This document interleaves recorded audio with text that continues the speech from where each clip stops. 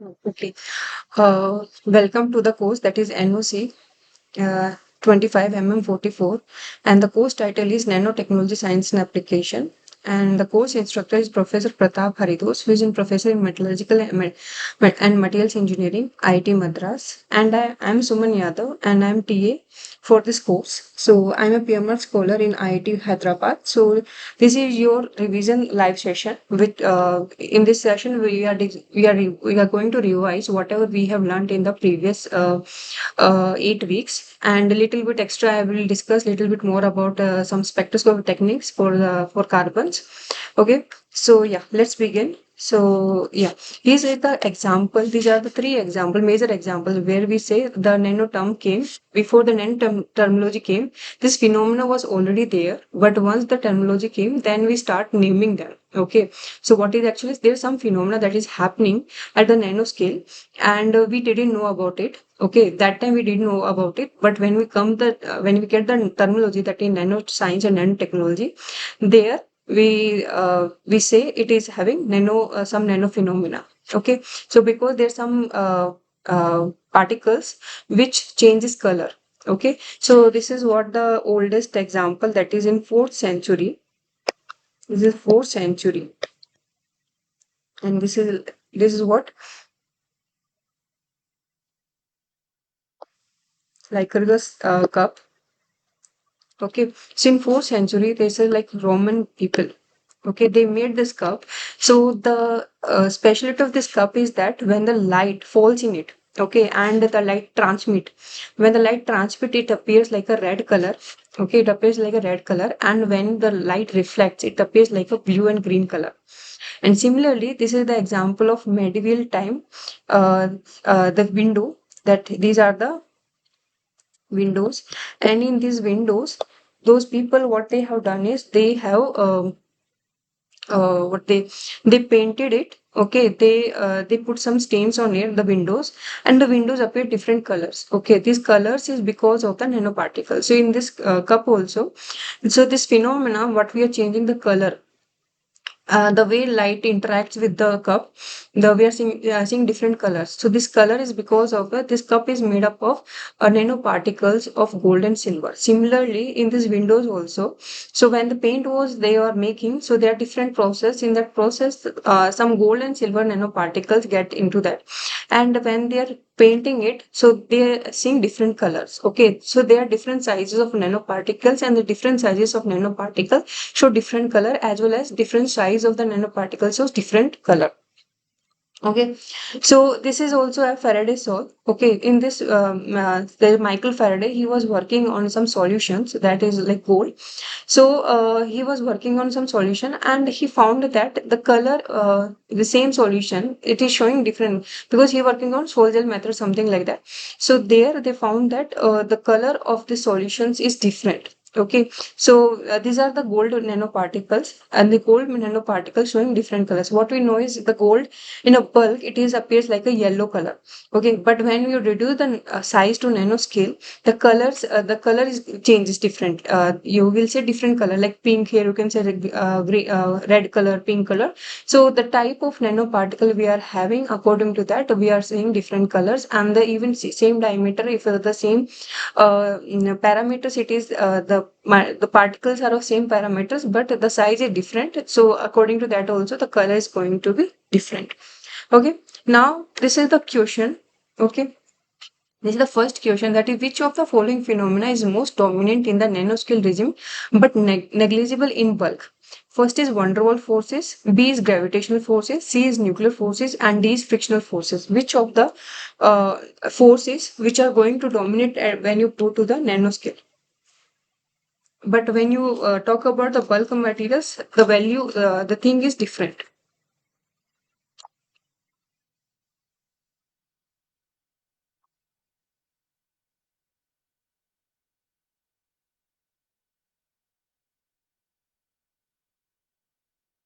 So the correct answer is A, that is van der Waals forces. Okay, so when you go to the nanoscale, these van der Waals forces are like very weak forces. Okay, but when you talk about the bulk material, okay, bulk material, that is when you are talking about the macro scales. When you talk about the macro scale, these wonderful forces are negligible. That means the distance between the two species. These wonderful forces are very weak compared to other forces. Like if it uh, uh, okay. When you go to the nanoscale, this gravitational force becomes equal to the van der Waals forces. Okay, the van der Waals forces becomes equal to the, so at nanoscale this gravitational force is what we say, it is the gravitational force does not impact on the material because it is like that of van der Waals forces. Okay, now come to the nuclear forces. So the nuclear forces deals with the nucleus of the system. Okay, nuclear thing. So there's no it will not going to deal with the nanoscale. When you reduce the size, when you reduce the size, or when you reduce the scale to nanoscale, going from bulk to the nano, these nuclear forces are going to be constant. It deals with the nucleus of the system. Okay, when you talk about the frictional forces, so this frictional forces is always there, whether it is a bulk material or nano material, it is always there. Okay, and it not going to dominate, it is not going to vary if you vary the scale. The friction will always be there. So um this is also not going to affect, this is not going to dominate when you go to the nanoscale. The forces which are going to dominate is van der Waals forces. Okay, so there are many forces, molecular atomic forces, and forces of attraction, all those things are there, but these van der Waals forces are very weak. So when you go to the resin, these van der Waals forces dominates. Now come to the another question, that is the a 5 nanometer silver nanoparticle solution shows a bright yellow color. The origin of this solution is the origin of this color is a. Band gap transition. B. Surface plasma resonance. C is quantum tunneling, and D is Rayleigh scattering. Which one of them is the correct? When you are having nanoparticle, silver nanoparticle, having the diameter of 5 nanometer, okay, and you're showing a yellow color. So this color is basically because of what? It is because of the band gap transition, or surface plasma resonance, or quantum tunneling, or Rayleigh scattering. Which one is going to dominate? This color is showing because of what is actually happening. Okay, so here the thing is, when you talk about a band gap transition, so it is a nanoparticle. Okay, and it is metallic. Silver nanoparticle, it is metallic. Okay, metallic means it is having zero band gap.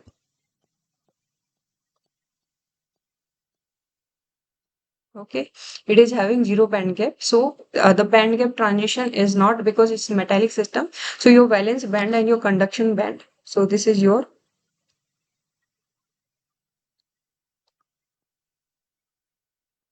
conduction band, and at bottom you are having valence band. So they both overlap. This conduction band and valence band, they both overlap. So it is always like means conduction band is also having the electrons. Okay, so this is not the reason behind, like you are seeing the yellow color. Okay, now comes to the surface plasmon resonance. Surface plasmon resonance. What is surface plasmon resonance? Actually, what is actually, you are having the particle, you are having so many nanoparticles. Okay, silver nanoparticles are there. Okay, so these nanoparticles, the electron on the outer surface, the electron that are present on the outer surface. Okay, they are electrons, outer surface. Okay, so whenever the visible light comes, whenever some wavelength of light is coming, when this light matches with this oscillation, because these electrons are oscillating at certain frequency. Okay, so whatever the wavelength or the frequency light falling on it, and when it is matches, when it matches with the electron oscillation, so it shows a sharp, what we say, they oscillate collectively. Whatever the electrons are there that are on the surface of the metal, they collectively oscillate and show a sharp peak. Okay, so that sharp peak, because they absorb the light, they take the light and they show some, when you see UV visible, you some kind of this kind of absorption peak. Okay, so when light falling on it, it absorbs, they are oscillating at a frequency, the same frequency wavelength is coming, it will take up when this matches. Okay, when this matches, and these all electrons will excite. Okay, So this is what we say. This is my surface plasmonic resonance, SPR. Okay, and this is responsible for the bright yellow color.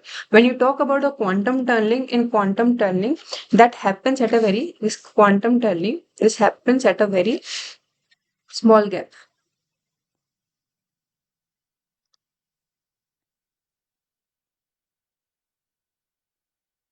Small gap, and the gap will be 1 to 2 nanometer between particles. Okay, so this quantum tunneling, that is happens at a very small gap. When the gap is 1 to 10 nanometer between the particles, there you see this quantum tunneling. Okay, now option D is, so this is also not correct. Okay, and the when we talk about Rayleigh scattering, this Rayleigh scattering talks about the blue color of the sky scattering or light scattering. Okay, so it will not deal with the whatever yellow color you are seeing in 5 nanometer silver nanoparticle. So that these Rayleigh scattering, quantum tunneling, and the band gap transition are not the reasons. The reason is the surface plasma resonance.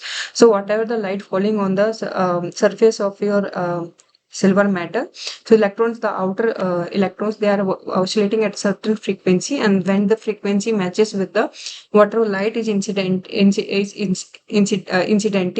okay, it matches with, and it shows a absorption, that they will absorb this light, whatever the, though they are oscillating. Okay, they are oscillating at certain frequency. Okay, so they are oscillating at certain frequency. So when this frequency, when the light falling at it and it matches, it will absorb that much of light. Okay, that much of light, and you will see surface plasma resonance, and this resonance is because of because of this we are seeing the yellow color.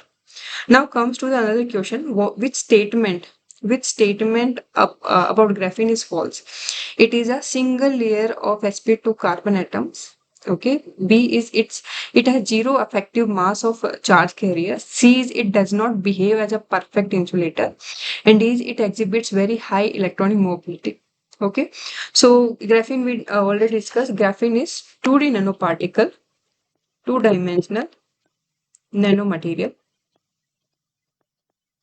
two-dimensional nanomaterial, or what we say is the single sheet of carbons arranged in an hexagonal lattice. Okay, the single sheet of, or the single layer of carbon.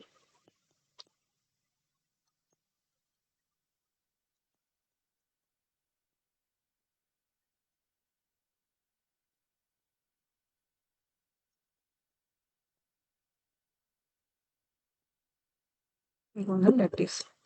Okay, so what we know is this is the single layer of carbon, and they are hexagonal bonded. Okay, so the carbon here, that is, it is connected to three different carbons. Okay, so the hybridization for this is sp2. Hybridization of this is sp2. So it is have single layer sp2 carbon atoms. So this statement is true. Okay, now comes to the another. It has zero effective mass of charge carriers. So there's one thing that you can learn. It is actually you will learn these things in physics. Okay, so there is a Dirac cone. Okay, there is a Dirac cone.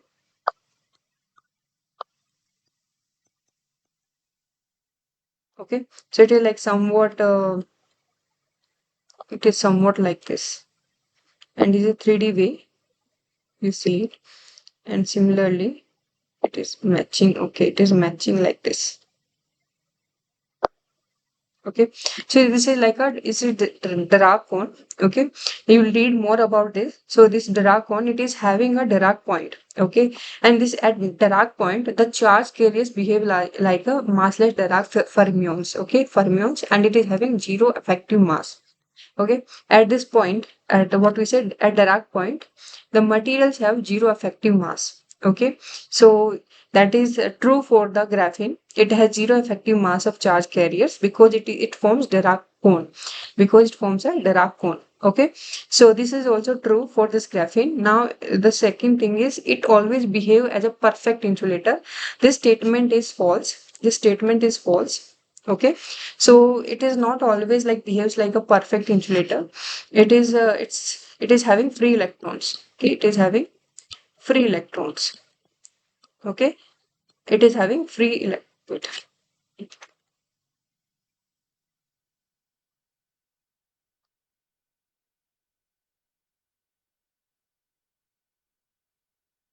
It is having free electrons. Okay,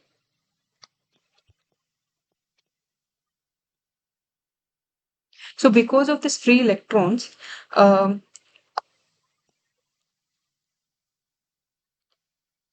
it conducts the electricity. Conducts the electricity. Why it conducts the electricity? Because what we know is, what is electricity? The flow of the charge, and the charge is the flow of the electrons. When the electrons flow, there is a flow of the charge, and because the flow of the charge, we are seeing the we produce the electricity. Okay, so that is because of free electrons. Because carbon is bonded to three different carbon atoms. So what is the valency of carbon is 4. It can donate 4 electrons. Okay, so it can donate 4 electrons. When it can donate 4 electrons, means it can donate 4 electrons, it can form 4 bonds. This is my carbon. It can form 4 bonds. But here, what is actually happening? It is only donated to 3 carbon atoms. And it is like a tetragonal, trigonal.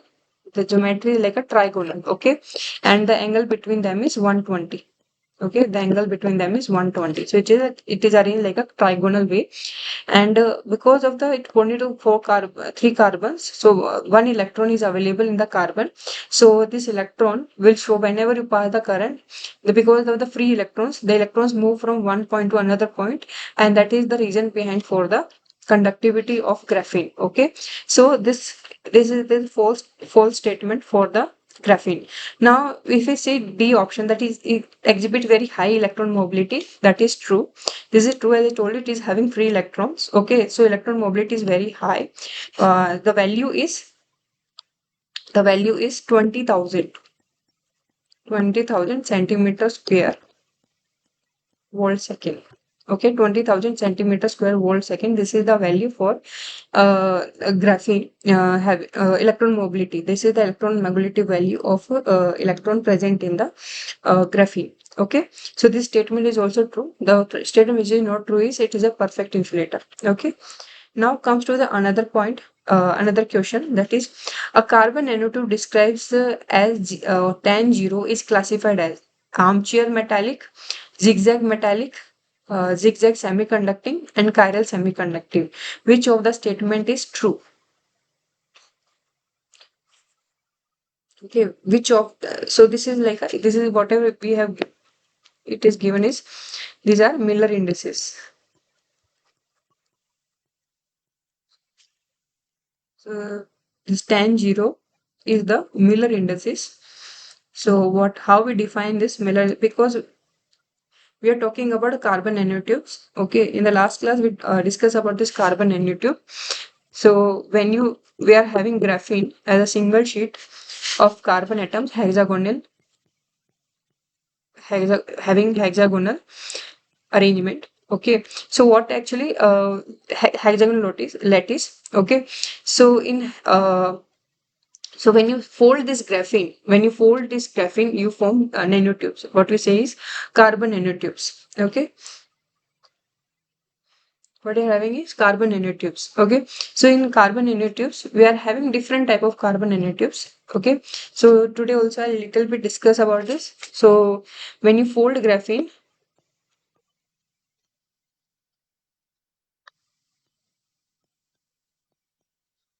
either you have we are having carbon nanotubes, and this carbon nanotube can be zigzag way, or it is like armchair, or it is like a chiral.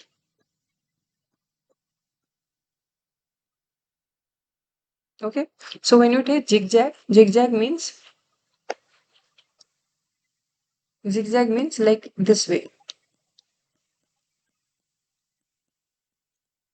When you see one point to one other point, it like a zigzag way. The orientation like a zigzag way. So it is like a zigzag uh, carbon nanotubes. Okay. When you are having armchair, so armchair is somewhat like this, hexagonal way only. Okay.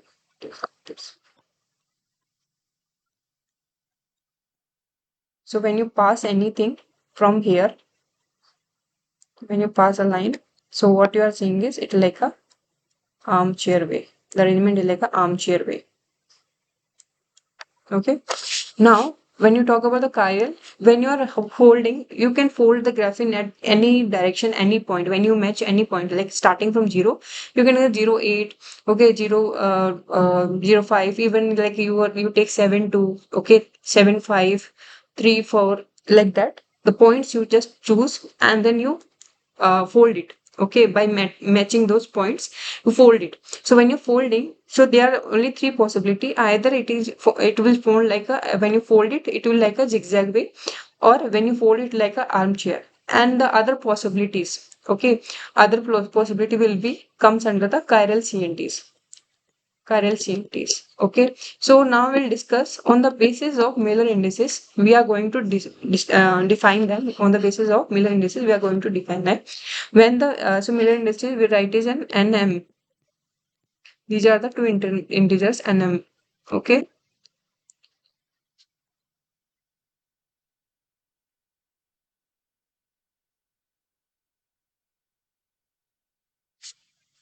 these are the two integers, that is N M. Okay, so when this N value, when the Miller index is like this N0, we'll say it is zigzag. Okay, so whatever we are having is 10 0, that what we say is it is zigzag. Okay, so here also we are having two options, zigzag metallic and zigzag semiconducting. Okay, so this is zigzag. Now armchair is having the lattice of NN, or we say this is NM, and this N is equals to M. So when the Miller indices is 10 10, so this is when you're having Miller indices 10 10, that's why we say it's like an armchair carbon nanotube. Okay, when it comes to chiral, in chiral we are having the Miller indices like NM. Okay, they are two integers, and here N is not equals to M. N is not equals to M. Okay, so that whatever that, for example, 5 2, okay, or 4 3, 10 1, all these things comes under the category of chiral nanotubes. Okay, right? Now, how you define? So here we got from 10 0, we'll say it is like a zigzag carbon nanotube. So in zigzag also, whether it is a metallic or semiconductor. So this thing we decide when you are having this NM, when you are having N minus M, when you subtract this M integer, integer with M, you will get some number. Say X, you get this number X. So this X number will be multiple of 3. Like this X can be 3, 6, 9, 12, 15, and so on. So when your N minus M value is multiple of 3, that time we call it, as metallic. That time we call it metallic. Whereas when this multiple is not, when this subtract value is not a multiple of 3, we say it is, so this is my, when N minus M, we're getting Y. So this Y is like 1, 2, 4, 5, 7, and so on. We say not a multiple of 3. So we define it as semiconducting. Define it as always semiconducting. Okay.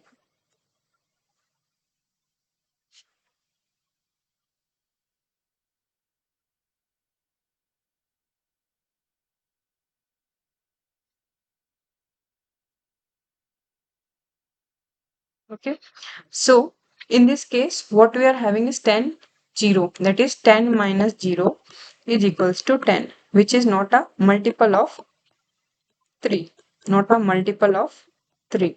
So that means it is semiconducting. So correct answer is zigzag semiconducting. Okay, zigzag semiconducting. So what we say is, whenever we are having armchair, it is always metallic carbon nanotube. Okay, it is always a metallic carbon nanotube, whereas this zigzag carbon nanotube and a chiral nanotube, they are they can be metallic as well as semiconducting, but whereas armchair is always metallic, but carbon nanotubes and zigzag chiral carbon nanotubes and zigzag carbon nanotubes, they can be metallic semiconductor depending on the value you are getting, and the value should be multiple of 3. Okay, now this is like we have discussed how we synthesize this graphene. Okay, so that the different methods of synthesizing graphene, one of the thing is like what we discuss is mechanical exfoliation. Okay, mechanical exfoliation. So graphenes, the precursor for synthesizing the graphene is graphite. Okay, graphite. So this graphite is only when we are talking about top down. When we talk about top down synthesis. Okay, when you talk about top down, because what is nanomaterials? We synthesis of, let's say synthesis of nanomaterial, that can be done by two ways, either top down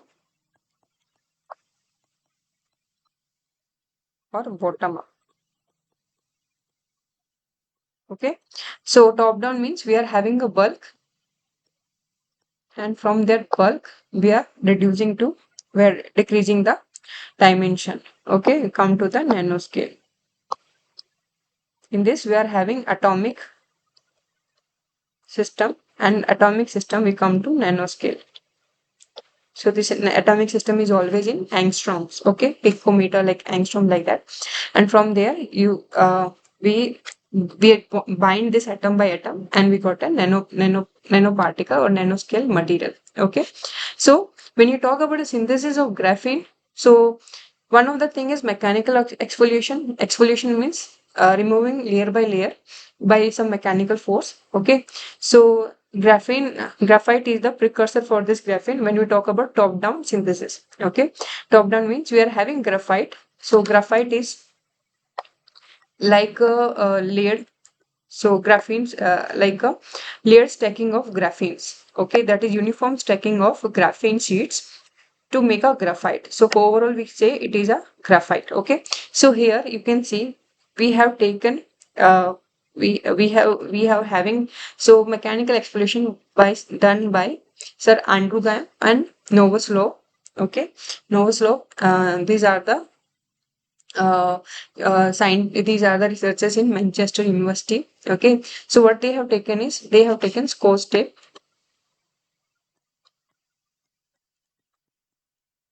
Okay, so here you can see we are having Scotch tape, and on the top of Scotch tape they kept this graphite or graphite particles. Okay, some graphite particle they have taken, and when you can see in this case they are joining this graphite, they are sticking this sticking this tape, and then they are with force they are pulling them apart. Okay, so you can see again and again when they are doing, they are getting uh, they are exfoliating the graphene. Okay, graphite too, like it's not completely graphene.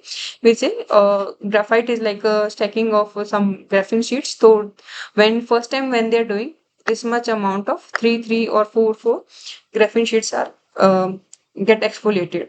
Okay, and again when they are doing it again and again, so here you can see they're getting a they are getting a lot of this the graphite is distributed into graphene sheets, and you can see here how they mechanically exfoliated. Now they take this thing and they see the single layer graphene. Okay, they see the single layer graphene, or usually this is the AFM image. This is the AFM image of this graphene, and you say it is a single graphene and the dimension is 1 micron. So 1 micron, I told you, it is a 2D material. 2D material the means confinement in one direction, where the two direction can be anything, can be in uh, cannot be nanoscale, but one of the dimension is in nanoscale. Okay, so when they did it, they found this, it is a single sheet of graphene, they got it. Okay, and this graphene is having extraordinary property compared to other carbon materials. Okay, so that we have discussed in week 8. Okay, so it's like electronic conductivity is very high. It is when you talk about the optical property, it is like transparent when you are having one or two layers of graphene, or like it is transparent. But when you increase the layers of the graphene, it becomes like the transmittance value got decreasing, start decreasing, transmittance value start decreasing, and you are getting an opaque material. You are getting an opaque material. Okay, again, when you talk about mechanical stability, it is it is having high mechanical stability, and thermal stability, it is having thermal stability that is compared to that of the graphite. When you talk about the uh, strength, tensile strength, your Young's modulus, it is having very it is having high tensile strength compared to that of stainless steel and aluminium.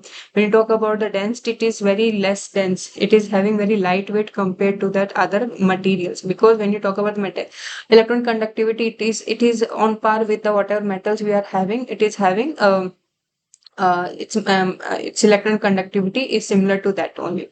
Okay, and when you talk about the weight, it is lightweight compared to those materials. Okay, so there are many properties that graphene is having excellent. It has shown excellent property compared to the existing materials. Okay, so yeah, now comes to the Raman spectroscopy of carbon material. Okay, Raman spectroscopy of carbon material. So when we talk about the Raman spectroscopy, I think I need one.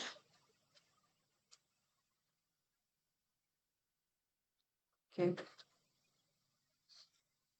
When you talk about the Raman spectroscopy, so when the light, okay, here I will utilize this one. Okay. So what you are, when light falls on any material, this is my sample. Okay. When the light fall on this sample, there are different phenomena that can seen when the light strikes with the or interacts with the metal. Either it get reflected. Okay, either it get absorbed.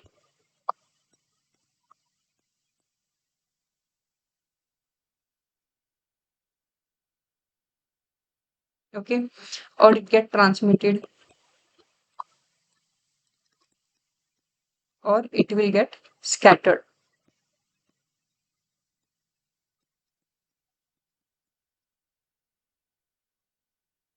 Okay, so in Raman spectroscopy, we talk about the scattering of the material. Okay, so there are two things when you are having the material. Okay, so in material, we are having different vibration level, and they are having the different vibration level, they are having different energy. They are arranged in different energy. This vibration level are arranged in different energy. Okay, so this is, I say, this is V naught. This is my vibration level, ground state, I'll say.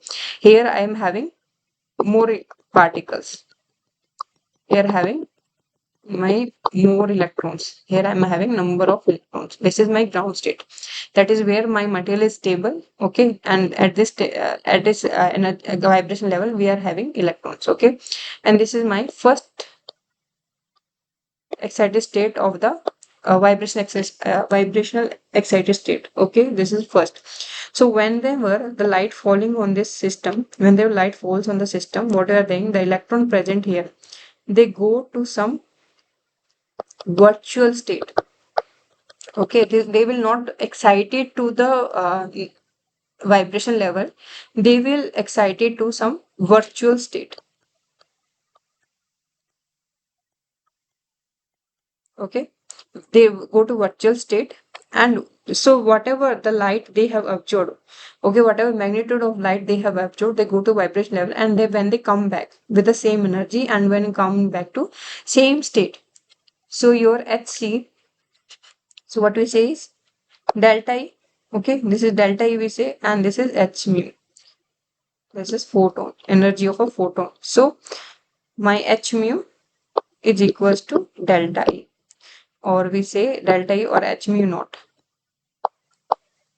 This is my h mu naught. Now wait. So it is having some energy difference. That we say delta E. Okay, that we say delta E.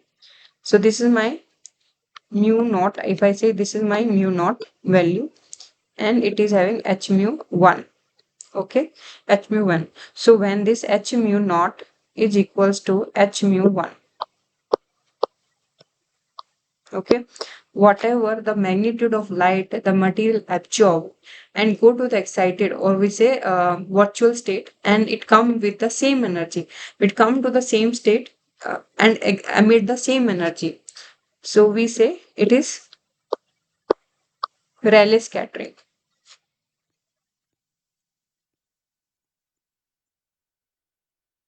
Rayleigh scattering. Okay, another thing here is that, another possibility is that, another possibility is that you are having different vibration levels. Okay, we are having different vibration levels. This is mu 0 and this is mu 1. Okay, so the electrons present here, they go when the light falls on it, h mu naught falls on it, it will go to the, it will excite it to virtual state. Okay, and it is also having virtual state. It is also having virtual state. So when they go excited and then they come to this state only, they are not coming to the point, the level where they are already they are initially present, they are coming to another virtual state, it is coming to another virtual state, leaving an energy of h mu 1. Okay, leaving energy h mu 1. So here what we say is h mu naught is greater than h mu 1. H mu naught is greater than h mu 1. So we say it is a Stokes scattering. Okay. The third phenomena is your light will fall on the system. Okay. Your light will fall on the system, and the electrons present in the ground state, the electrons present in the, not present in the ground state, they are present at some other vibration level. Okay, other vibration level, or say virtual level, other vibration levels. Okay, so when the light falls on it, h mu, okay, and they, here I am having my electrons at this energy level. Okay, so what will happen, it will go to the virtual state and then it come back, it will go to the virtual state and it will come back to the ground state. Okay, so what we say is h mu naught, and this is h mu 1. This is h mu 1. So this is the frequency it is coming out. It is releasing, when it is coming down, it is releasing the energy. So that energy is having this value h mu 1. Okay, so in this case what we say is h mu 1 is greater than h mu naught. Okay, so this is what we say is anti-Stokes. Anti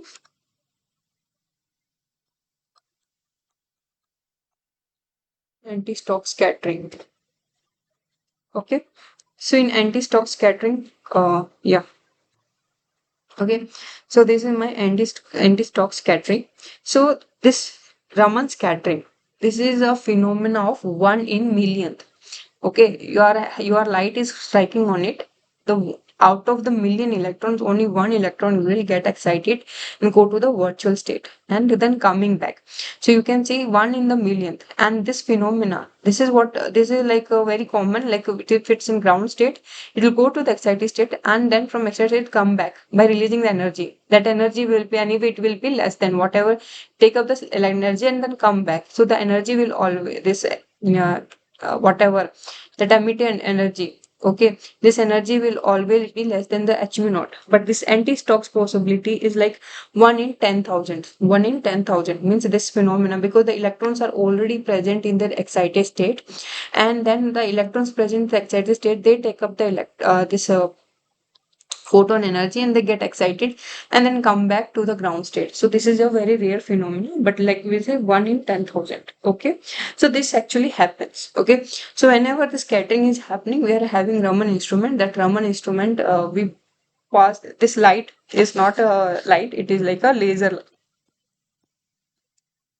It is having a laser,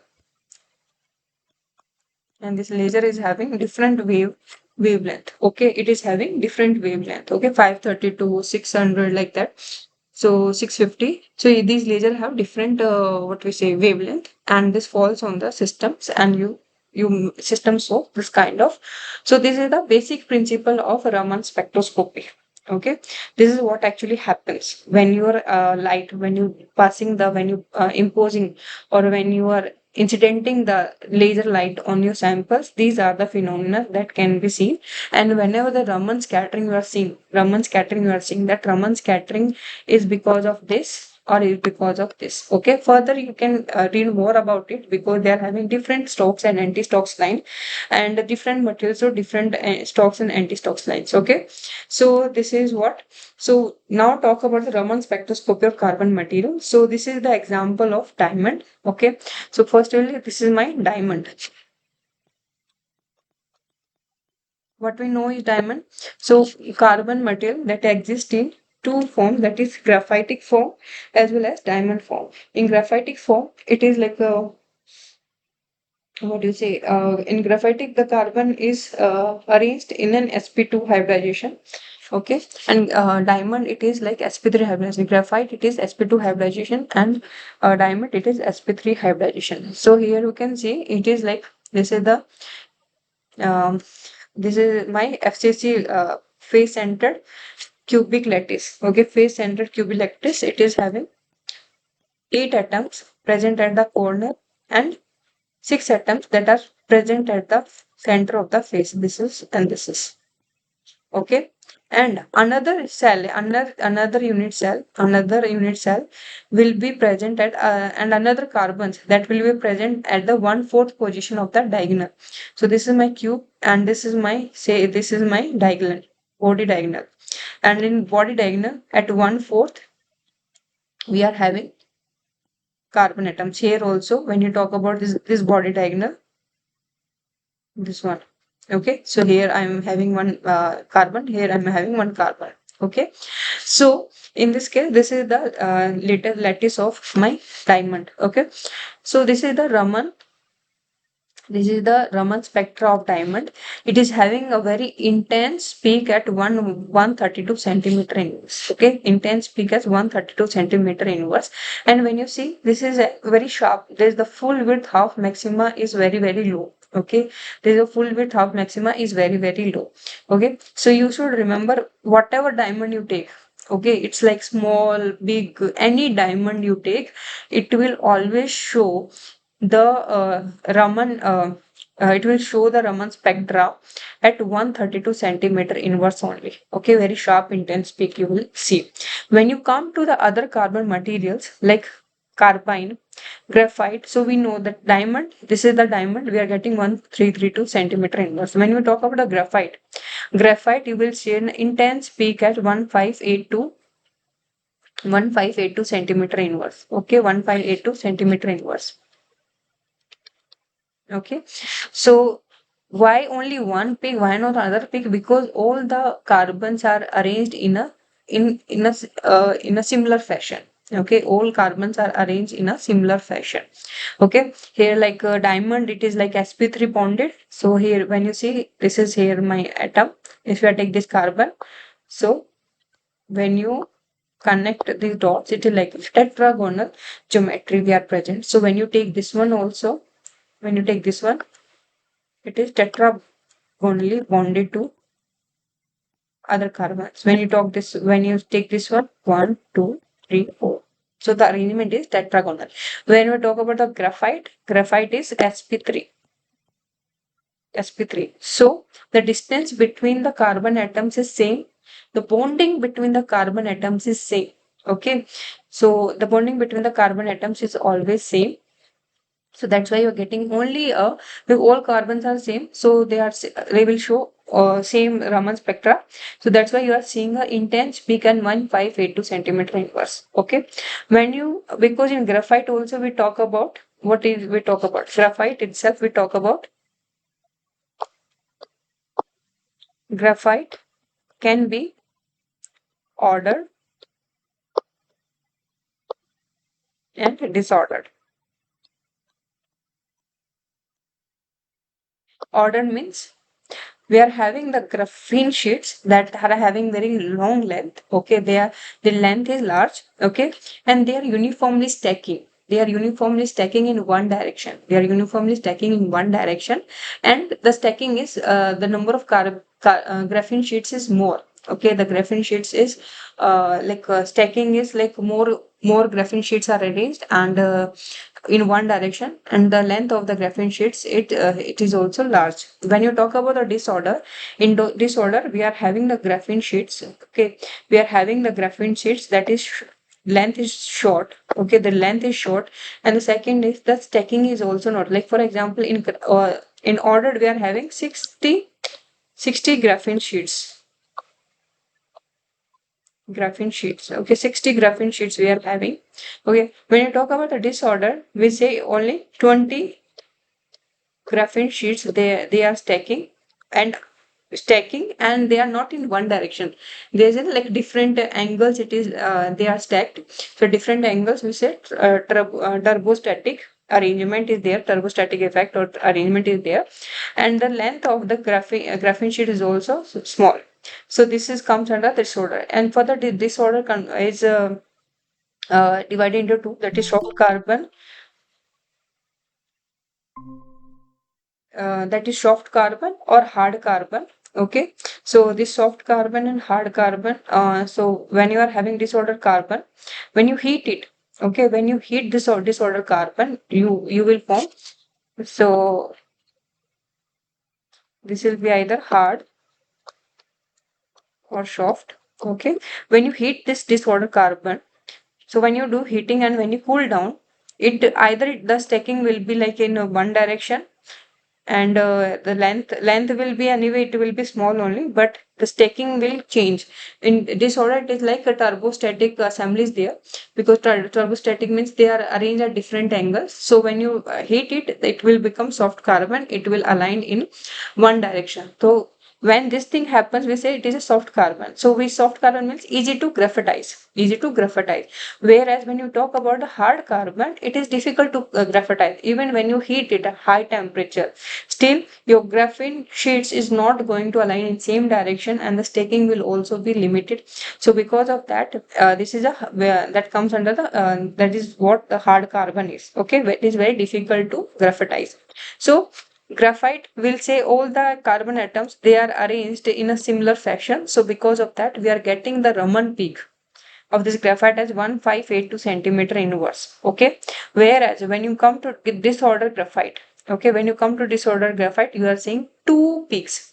One is 1350, okay, 1350, and another thing is 1582, and one small shoulder peak, that is 1620.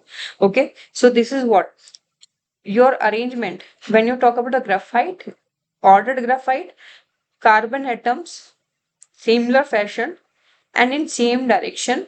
Okay, same direction, and the staking is uniform, means one carbon over each carbon, like that. Staking is uniform. So because of that, you are getting only the one intense peak. But wherein when you talk about disordered carbon means the staking is like this, or either this or this, means some angles. These are like graphene sheets and the short range, they are in short range. So because of that, different angle, different orientation is there. So because of that, you are getting two different Raman peaks. Okay, full ring is also like, full ring is having C60, what we say 660. Full ring is also like C60, it is having 60 carbons in the full ring. Further it is like discovered furthermore C72 like that, but C60 is the like when you synthesize, it always forms C60. Okay, C60 fullerene.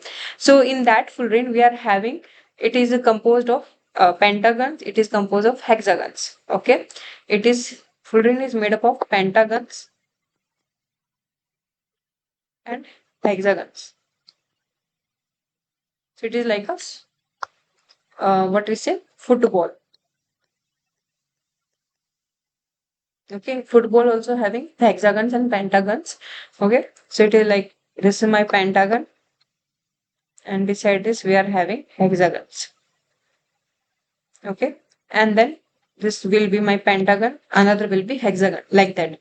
So because they are means, when you talk about the pentagon and hexagon, the bonding between the pentagon and hexagon, the angle between them is different. Angle in pentagon and angle is hexagon is different, so the bonding is also going to vary, and because of that you are getting two peaks. One is 1469 centimeter inverse and another is 493 centimeter. And what we say is pentagon's value is less compared to hexagon, so because of that hexagon we are getting a peak. Okay, so we are having less pentagons compared to hexagons. So because of that, I think some 12 or like that. So according to that, so the 1469, that is because of the hexagons, and 493, that is because of the pentagons. Okay, so because of that, we are getting fullerene.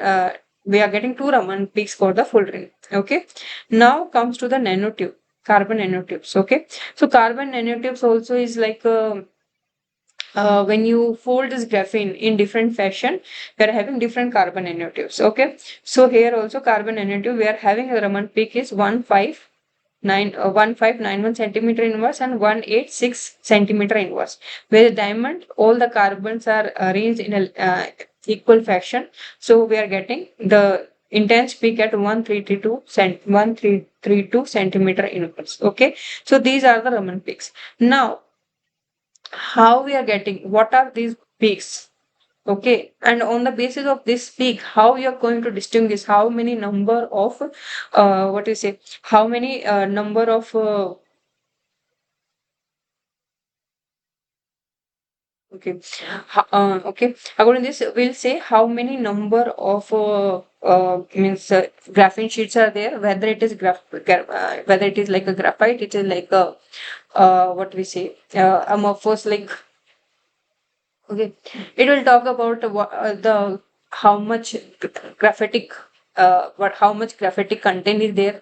Okay, how much defects are there, and when with these values you can tell how many number of layers are available. Okay, so yeah, so this is the, what we say, Raman spectroscopy is very easy, fast, and non-destructive way of probing the vibration and structural aspect of molecules to understand to materials under ambient conditions. Okay, Raman spectroscopy is very easy and very fast. Okay, when you just incident the light, so when the carbon atoms are at like their arrangement is in their arrangement is similar. Okay, similar lattice, similar distance you are there, all the carbons having same surrounding. So you, when you just incident your light, laser light, it will show, it will give the Raman. Okay, so it is very easy and fast and non-destructive way. Okay, non-destructive, your sample, when you're doing your Raman, your sample is not going to destroy. Okay, so this is what Raman spectroscopy is. When since polarizability is a function of interatomic distance, Raman spectrum becomes very sensitive to the changes in local bond length, bond angles to provide unique information, unlike other spectroscopy techniques. So this is the advantage of Raman spectroscopy, because we are having, so we say anisotropic polarizability. So this is polarizability is also like isotropic and anisotropic. When the polarizability is isotropic, when say isotropic, that means the polarizability, the polarization in same direction, in all direction the polarization is same. Okay, polarization same means if I am having the CO2, I am having the CO2.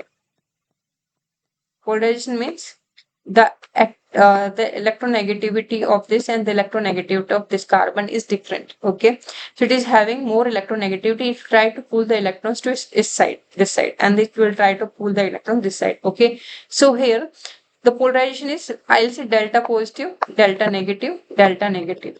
Okay, delta negative and delta negative. Similarly, when you talk about water, okay, so this water is like this.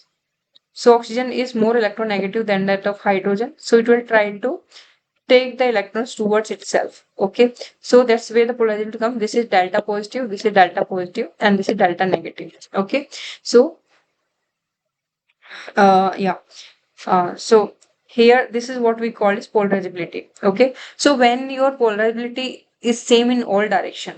Okay. So this is also same, this is also same. So if polarizability is same in all direction, that is delta positive and negative is same in all direction, that will come say isotropic polarization. When you talk about anisotropic polarization, means polarizability is different in different directions. Okay. Polarizability is different in in different directions. Okay.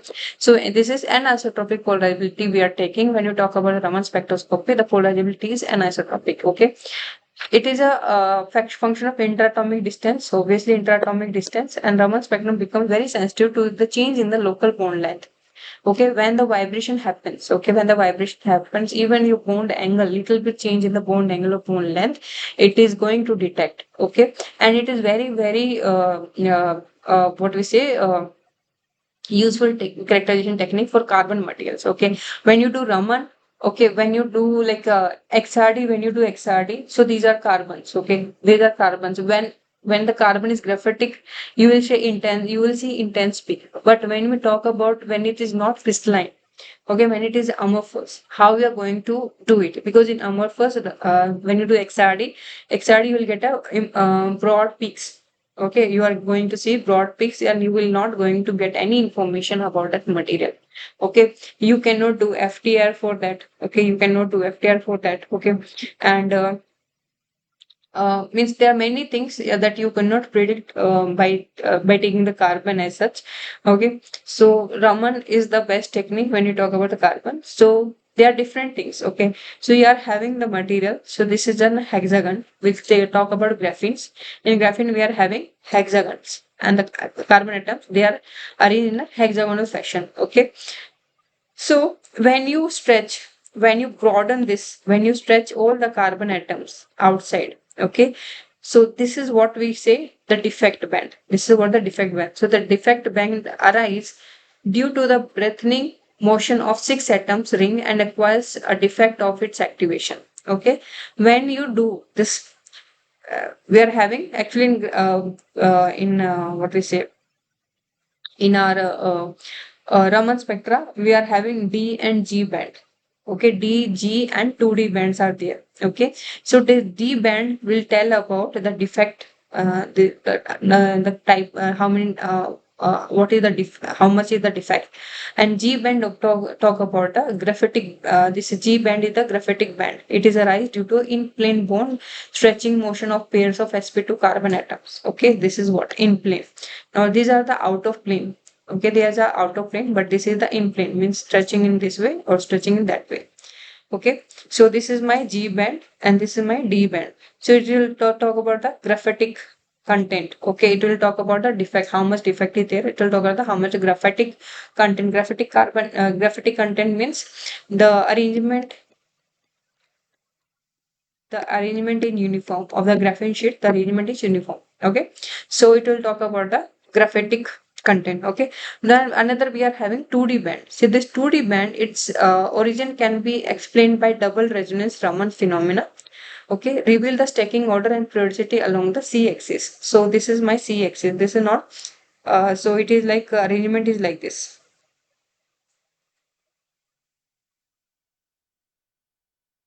Okay, so the arrangement is like this. Okay, so it is like this, and top we are having the C axis.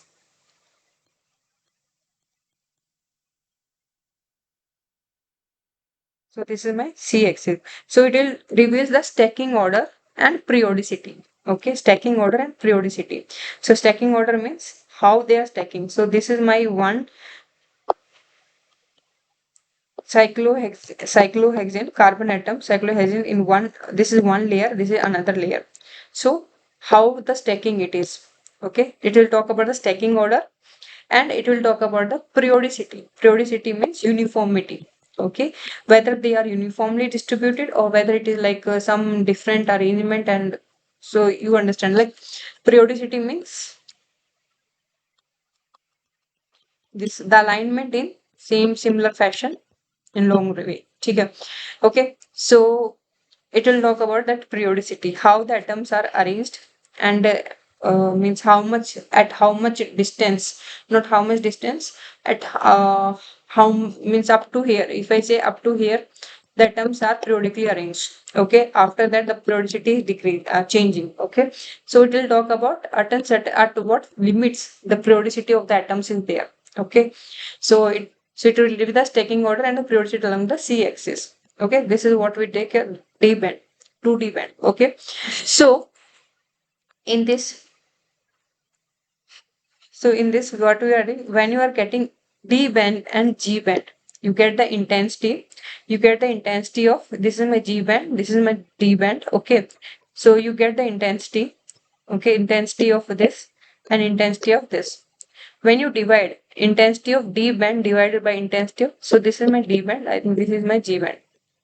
Okay, I'm confused. I'm not sure whether it is D band or G band. So yeah. So for example, this is my D band and this is my G band. Okay.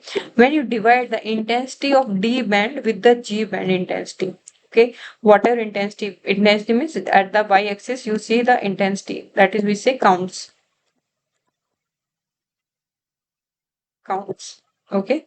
So counts means the number of electrons that are showing this means this D band, the number of electron that are showing this D band. Okay, so here we are having counts per second, how many electrons that are coming, and like this is my sample. Okay, this is my sample. Okay, this is my sample. Okay, so when the light falls in it, okay, how many electrons? So this is my carbon atom.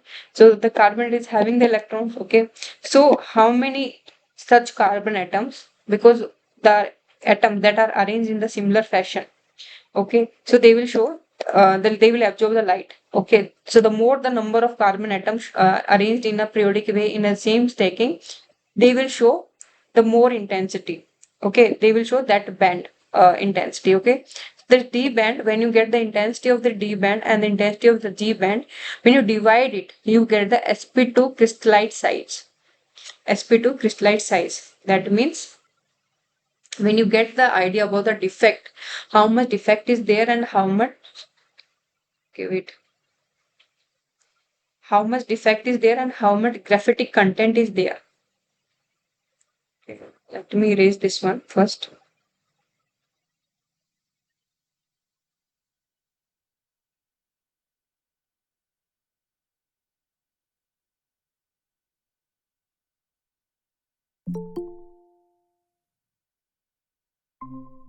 Okay, so when you get the intensity of this D band and G band, so this D band is when you get the idea about how much defects are available in your system and how much graphitic content is there in your system. According to that, when you divide the intensity, you get sp2 crystallite size. Means sp2 crystallite size means the atom. This is my carbon atom. It will bounded like sp2 way. Okay, so it will give the how much that carbon is there. Okay, how much that much carbon will be there. Okay, another is when you divide 2D band. 2D band, what I told you, it will tells about the stacking order and the periodicity along the c-axis. Okay, periodicity, how many sheets that are arranged in a periodic way and at what fashion. Okay, so when you divide this intensity, okay, you will get some another peak here or somewhere here. Okay, so this is my 2D band. If I say this is my 2D band, okay, see this intensity will be there. So when you divide the intensity of this 2D band with the intensity of the G band, you get the number of layers. How many number of layers that are arranged. Okay, now you got the idea. Like when you are having stacking order like 5 here 6 5. five graphene sheets, they are arranged, they are oriented in a similar way. Okay, there are five graphene sheets. Okay, they are uniformly stacked here, and up to certain point. Okay, up to certain length. Okay, when you get this intensity of the 2D band and the number G, the graphitic component. Okay, when you divide it, you get the number of layers. Okay, so this is like this I talk about a graphene. So the D band will appear at 1350. It will here 1350. I think, yeah, I'm right. This is 1350 centimeter inverse, and your G band will be 1580 centimeter inverse. Okay, wait. Let me write it properly.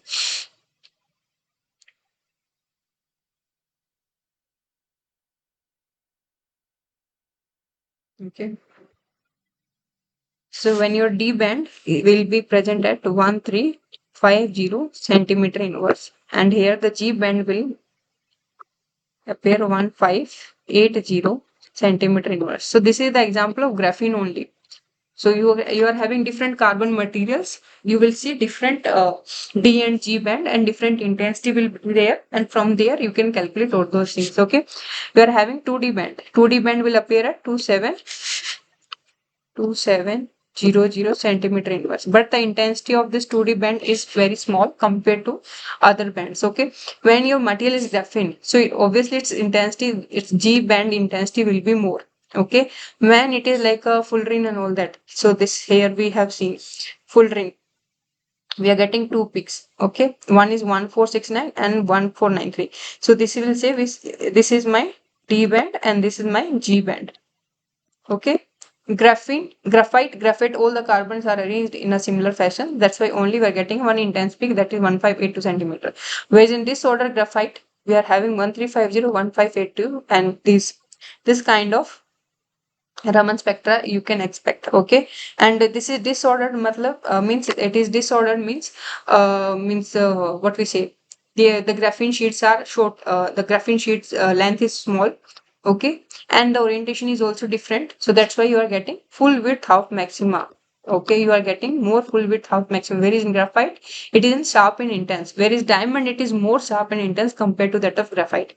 Diamond is in more sharp and intense, whereas in graphite, it is a little bit, it is having full width half maxima, whereas in this order you are getting more full width half maxima value. Okay. Nanotubes, anyway, it is like a shoulder peak. Okay.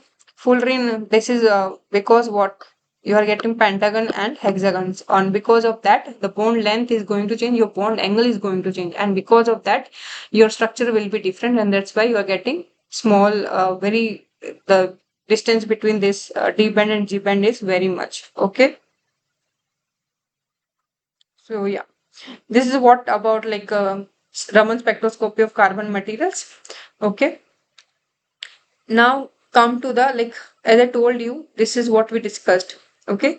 This is mechanical exfoliation. Mechanical exfoliation is like a top down approach for synthesizing the graphene from the graphite. Okay. Now come to this CVD method. CVD method is an example of bottom up.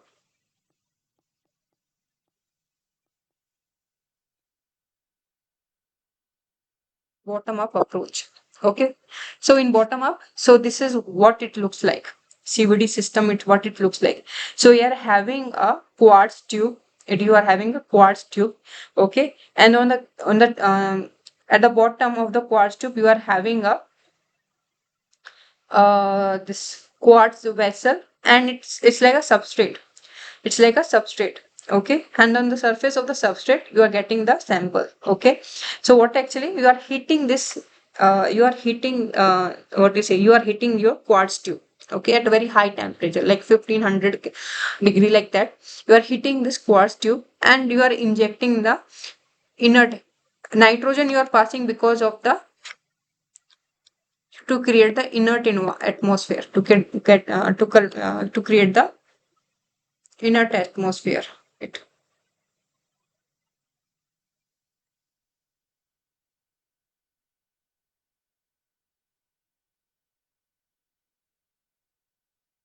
inert atmosphere. Okay.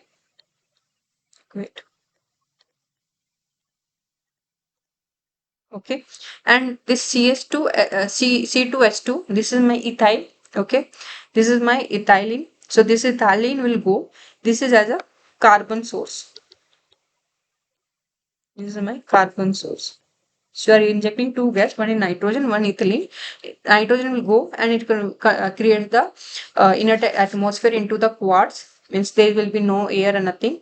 And this is C2H2. It is going to be the source of carbon. So when you are heating this quartz tube, here you are having carbon, hydrogen, hydrogen, double bond, carbon, hydrogen, hydrogen. So when you are hitting at a very high temperature, that is sufficient enough to break these bonds. Okay, that is sufficient enough to break these bonds. When these bonds will break, so you are having different like three, four ethylene. If I say this is my C double bond C, C double bond C, C double bond C. Okay, so it is having carbon, hydrogen, carbon, hydrogen, carbon, hydrogen. Okay, these bonds will be there. Okay, so when the temperature is that much enough that it is easy to break this one. Obviously it will easy to with carbon, double bond, carbon, actually this both are same atoms, and the bond between them is also double bond, that is a strong bond. So you hit the temperature that is like easy to break this carbon hydrogen bond. So what will happen, this carbon hydrogen bond will go and will form a H2, because it's like it will form it will take its electron. Okay, it will take its electron, and here also it will take its electron and will become H2, whereas this will become unstable because two electrons are here, one electron here, one electron here. So how we are going to do it now, it will try to bond with, when it will like it is having more density, it will fall down, it will coming down, and where the hydrogen gas will evolve, that is gas outlet. This is my hydrogen evolution, and nitrogen also coming out from it. Okay, nitrogen also coming out from it. So nitrogen, hydrogen, they are coming out of this gas outlet.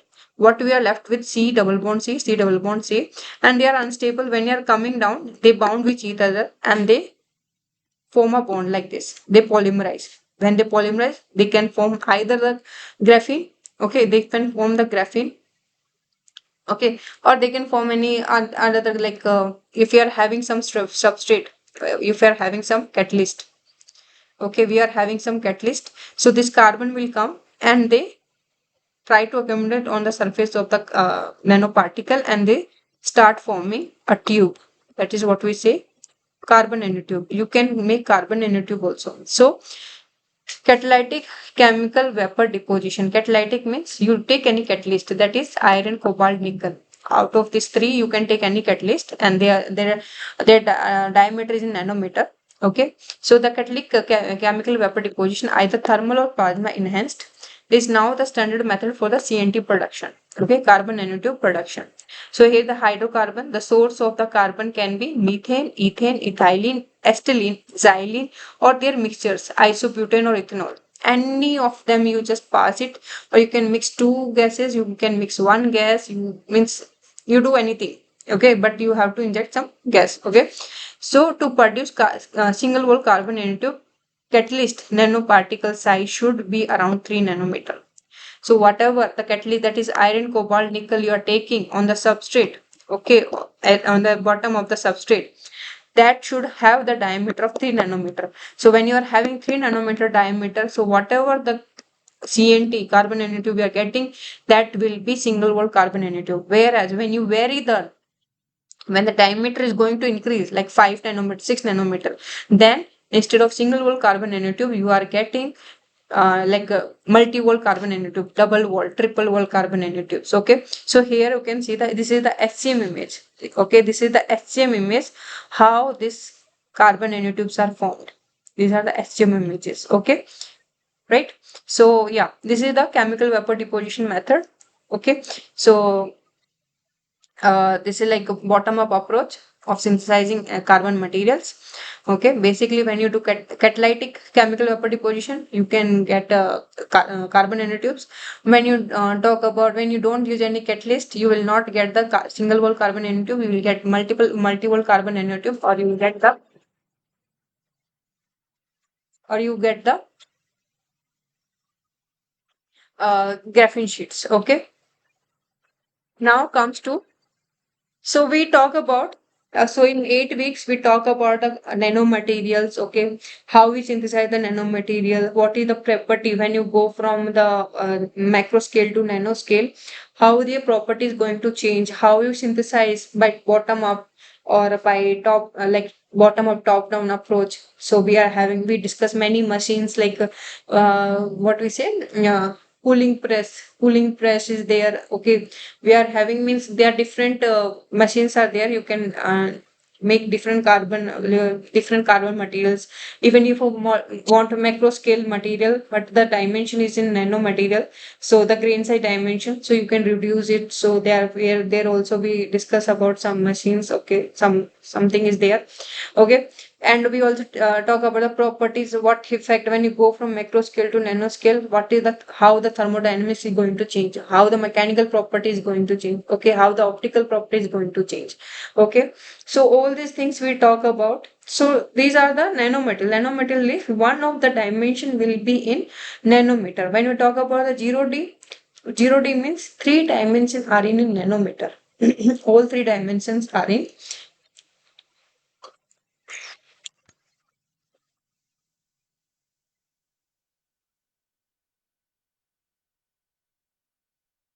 All three dimensions are in nanometer scale. Okay, when you are having what we say 1D. 1D means two of the direction are in nanometer. Two of the dimension are in nanometer. When in 2D, one of the dimension nanometer. When in 3D means none of the dimension nanometer. Okay. So now there are many materials. Okay. Along with these materials, there are some other materials whose dimension is not in nanometer. Okay, what dimension is not in nanometer, but still it we count it as a nanomaterials. Okay, so that is like porous material. Porous material, that pore size will be nanometer. Okay, so when you take the brick and the sponge, okay, when you take the brick is high bulky density, high bulk density. It is having like very dense and it's having low pore space. Whereas in sponge, your sponge means both are of same dimension, but brick will be little bit heavy compared to that sponge because of that is having more pore space. Okay, more pore space is there. So when you talk about uh, pore size. So this is the non-porous solid. When non-porous solid means it is having low specific surface area. Means when you go to macro scale to nano scale, go from macro scale to nano scale, what we are doing is the surface to volume ratio. Surface to volume ratio. It is going to increase. Surface to volume ratio means surface area to volume ratio, it is going to increase. Okay, so when you talk about when the surface to volume ratio is more, we are having more that is like we say it is more nano, the particle is having what we say nano dimension, like nano character is more, right? So when you talk about non-porous solid, the low specific surface area and low specific pore volume, we talk about the pore size. Okay, when you are having material, this is not a nanomaterial, but the pores are in nanometer. So the more the number of pores, the better is the, we say it is more like a nanomaterial, like. Okay, so it is having low specific surface area, low specific pore volume, whereas in porous solids we are having high specific surface area and high specific pore volume. Okay, pore volume means more, the pores will be there and the volume will be more. Okay, so yeah, this is what. So when you talk about the pores are divided into three ways according to IUPAC standards. According to IUPAC standards, the pores are divided into three dimensions. Like there are three different type of pores. Okay, when the pore size is less than 2 nanometer, when the pore size is less than 2 nanometer, we say micropores. Okay, we say micropores. Okay, so dimension is like nanometer. Okay, still we're calling it micropores. Okay, so yeah, so examples of this micropores are zeolites, okay, activated carbon, metal organic frameworks. So these are the materials that we used in different applications, mostly in energy storage. So yeah, metal organic frameworks that also used in different applications. So these are having the pore size, these are the porous materials, and the pore size is less than 2 nanometer. When the pore size is between 2 nanometer to 50 nanometer, see, I told you the dimension is in nanometers, but we don't call them as a porous nanomaterials. Okay, we don't call them nanomaterials, but their dimension is nanometer. Okay, so when the pore size is 2 nanometer to 50 nanometer, when the pore size 2 nanometer, 50 nanometer, we say it is a mesoporous. Mesopores. Okay, so the example of mesoporous silica. Silica means SiO2. Okay, active carbon. So here also active carbon. It is also an example of active carbon. So they are having active carbon. How you get the active carbon? So you are having the carbon. Okay, you just carbon means everywhere carbon is there. You just burn anything. You take one plant and just you burn it. Okay, when you burn it, you get what you are getting is ash. This ash is nothing but it is a carbon.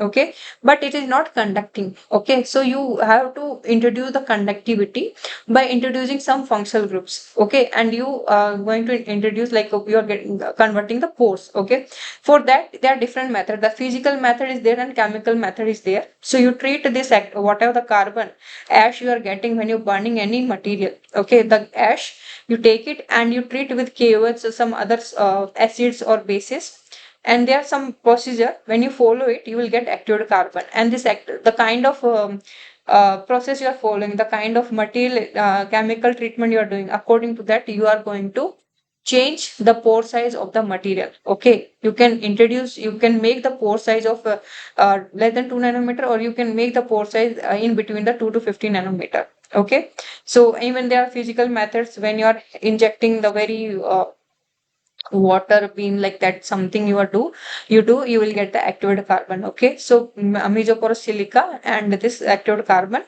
is an example of mesopore material, materials having mesopores. Okay, when the nanometer when the what we say dimension of the pore is greater than 50 nanometer, when the dimension of the pore is more than 50 nanometer, we say macropores. Okay, these comes under macropores, that is sintered metals and ceramics.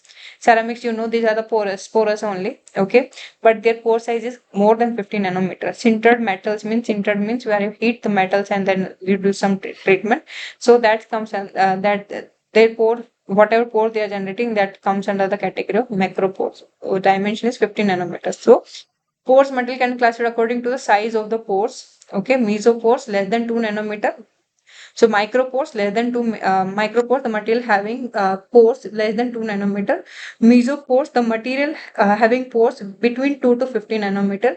And macropores, they are having materials with pores greater than 50 nanometers are macropores. Okay, so yeah, this is the okay. So this is the what like these are the materials was one of the dimension is in pores. What dimension is nanometer. Okay, still we don't call them nanomaterials. So this is just an example of that, like porous materials. They are having their pores in nanometer, but they don't call it as, like, we don't call them as a nanomaterials. Okay, so this is what today's class. So I'll show you, because this is the end of the nanoscience, nanotechnology and nanomaterials, that course.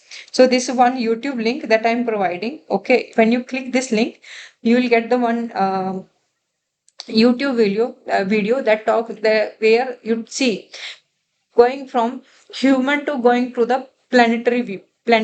Okay, and then coming to inside the human, we are going to nanometer to macro, means micro to nano to atomic view. You can see here, you can use this YouTube link and you can view this video. Okay, so yeah, this is what for today's class. I think if you are having any doubt, you just uh, you can just ask any question. Okay, we are having this question answer, some question answer section is there. You just ask whatever doubt you are having. Okay, so yeah, that's for today's class, and I'm very happy that I taught you this course. So yeah, thank you to all. Okay, best of luck for your exams.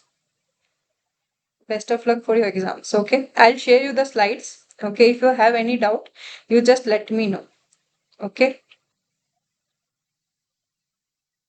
Thank you. Now you can leave the meeting.